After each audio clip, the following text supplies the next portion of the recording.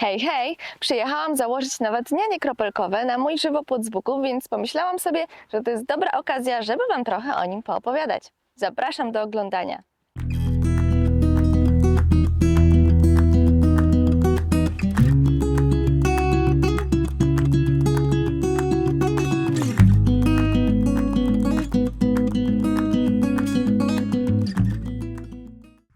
Można powiedzieć, że nasza działka jest w szczerym polu. Tutaj było kiedyś pole uprawne, po lewej i po prawej stronie też są pola uprawne i jedynymi drzewami, które tutaj rosną, są te olchy za mną. Jednak ich minusem jest to, że rosną po północnej stronie działki, więc cień, jaki tutaj dają na drugą stronę.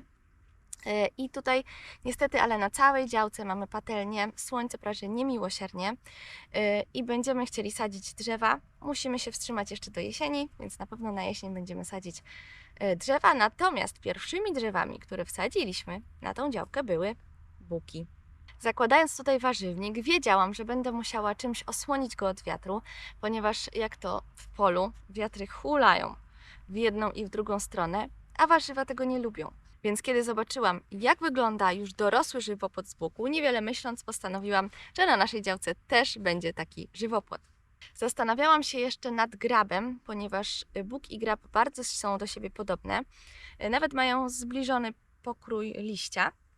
Natomiast postawiłam na buki z tego względu, że bardzo mi się podoba, jak liście na jesień wybarwiają się na taki pomarańczowo-rdzawy kolor i te liście zostają na drzewach, więc bardzo ładnie to później wygląda. No może już zimą aż tak ładnie nie wygląda, natomiast jesienią naprawdę, z tego co widziałam na zdjęciach, będą tworzyły taki szpaler takich złocistych liści. No bardzo to skradło moje serce. W kwietniu na OLX-ie znalazłam sprzedawcę takich drzewek i zamówiłam 320 sztuk z gołym korzeniem. Według moich obliczeń tyle drzewek miało nam wystarczyć i rzeczywiście wystarczyło. Zamówiłam z małą górką i właśnie tą małą górkę wyrzuciliśmy, bo okazało się, że te sadzonki nie nadają się do wsadzenia. Na te akurat drzewka skusiła nas cena, ponieważ były po złotówce za sztukę, no więc naprawdę niedrogo. Natomiast miały mieć wysokość od 50 do 60 cm. A jak przyjechały, to okazało się, że te z zewnątrz są oczywiście takie, ale tam w środku były poupychane takie 20-30, no większość była taka 30-40 cm.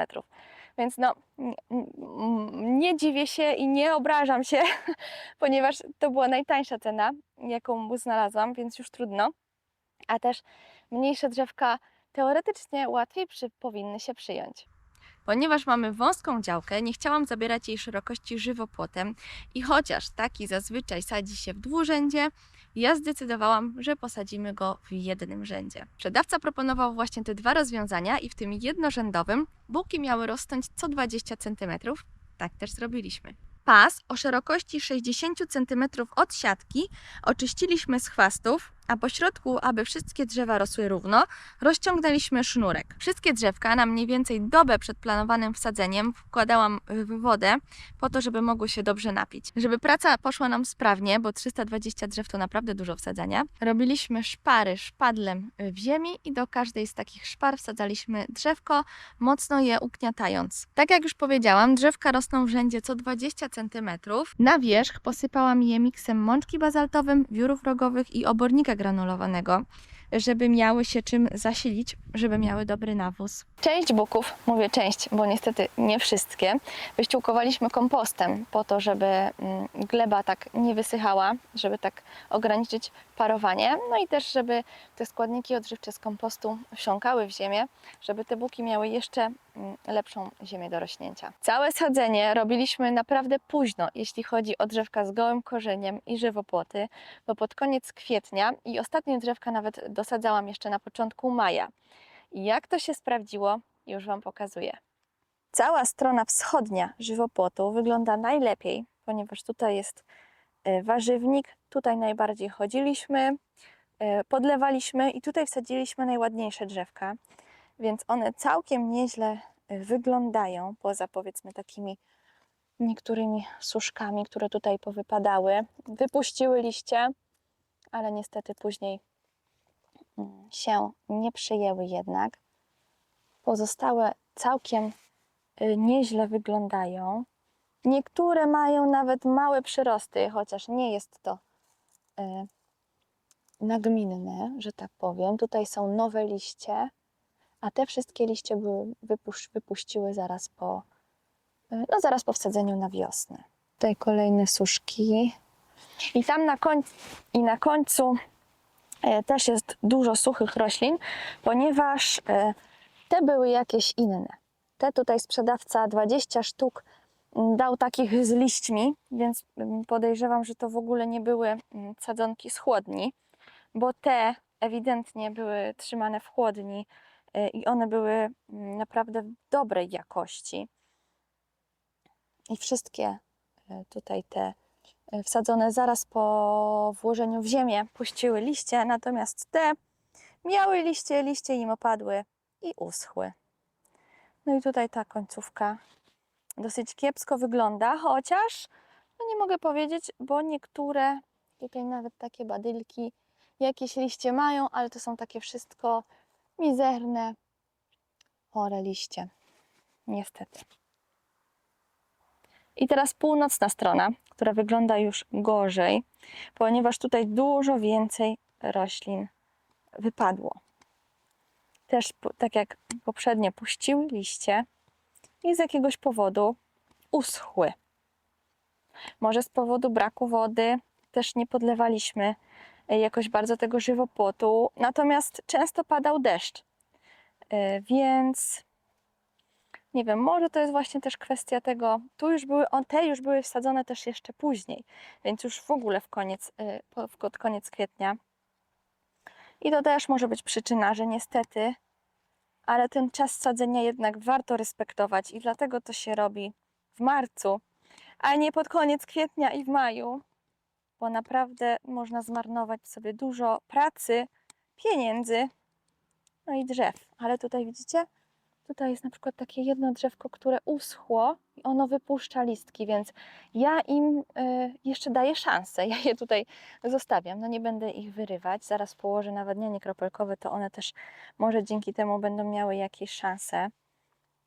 Może coś jeszcze z nich będzie. No nie wiem, nadzieję mam. No na pewno będę musiała dosadzić. I ściana zachodnia, na której w ogóle nie mam Wam co pokazywać, ponieważ tutaj już daliśmy ciała po całości, ponieważ te buki z tej strony w ogóle nie były pielone. Trawa zarosła niemiłosiernie i z tego co widziałam i tutaj spacerowałam i szukałam jakiegoś życia w tych bukach i na cały ten odcinek znalazłam tylko 2 drzewa, które jeszcze jakoś żyją. No niestety, tutaj to akurat jest ewidentnie nasza wina. Zapuściliśmy tę część. Ta część nie była wyściółkowana kompostem, nie była dobrze podlana i te drzewka też były sadzone już na samym końcu. O, tutaj są 2, które jeszcze jako tako żyją, ale czy one pożyją długo, czy niedługo umrą, to się okaże. Także całą tą część będziemy dosadzać. Ewidentnie szkoda naszej pracy, czasu, pieniędzy i sił włożonych w sadzenie tego żywopłotu, no ponieważ trzeba to będzie powtórzyć, trzeba będzie na jesień, tym razem już w odpowiednim terminie, odpowiednio dbając o te rośliny i zamawiając może właśnie drzewa trochę lepszej jakości niż te takie najtańsze. Będzie trzeba ten żywopłot dosadzić. No tutaj, gdzie są tylko takie nieliczne dziury, no to nie będzie większego problemu, no ale cała ściana południowa jest do wysadzenia, no i ta północna też w dużej mierze, no dużo tam jest drzew do wsadzenia. Co tu dużo gadać. Więc czeka nas tak naprawdę ponowna praca. Niestety, ale myślę, że tak z 50 nawet do 60% drzewek się nie przyjęło. No cóż, szkoda. Ja się uparłam, że musi to być wsadzone jeszcze wiosną. Już mogłam poczekać do jesieni. No ale mam nauczkę.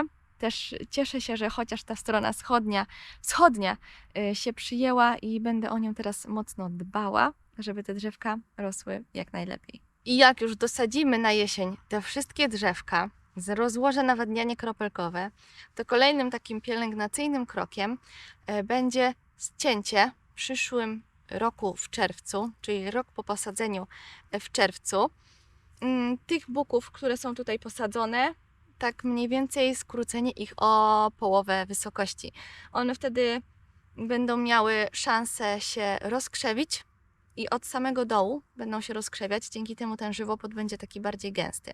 Więc to, tak w zasadzie im krócej je skrócimy, no tym on zacznie z niższych partii puszczać nowe gałęzie. No tylko też bez przesady, nie tak krótko, a żeby miał też szansę rosnąć dalej. I ja teraz tym bukom, które jeszcze żyją, żeby dać szansę na lepszy wzrost, rozłożę nawadnianie kropelkowe, które powinno być, wiadomo, rozłożone już dawno temu, ale wiadomo jak to jest z obowiązkami na działce, nie kończą się. Więc robię to teraz, żeby tą drugą część lata i jesień były odpowiednio podlane.